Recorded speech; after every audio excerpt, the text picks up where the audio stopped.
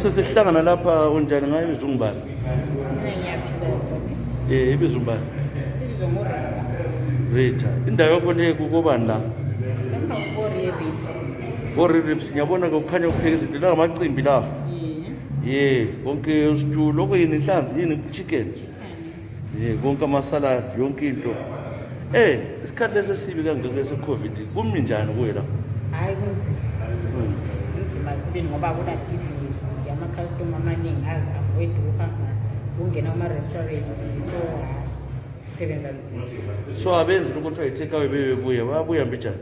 Bebesenza khonokho kwama-take away bara kusafanani here and there bara kufana. Sibuye sikhala nama-buildings kuthiwa libhadala ama-rent.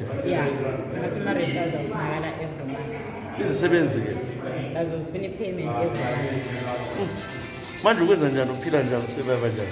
Hayi ufuna ukuthi nje khona lokhu ukuthi singayihleki ukuphila ingapheli ilanga nje singenzanga masebe 2-3 khonokho kakufanele bedele. So umkhuhlane lo khona siwubonile? Umkhuhlane lo khona sulabantu baziyo bafile?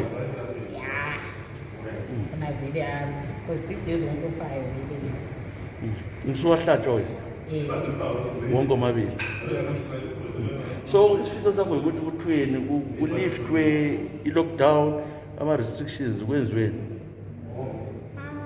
Mina I think nje ukuthi maybe singakhuthaza ukuthi wonke umuntu ahambe ehlatshwa so that futhi sibone ukuthi after umuntu wonke esehlatshiwe kuzoyenzakalani.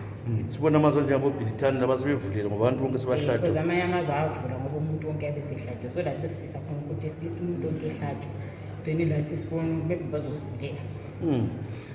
Kodwa uphutshile phela qase last year iminyaka yonke lokhu kusebenza kanje wazowaphutha. Ungumama ozimiseleyo.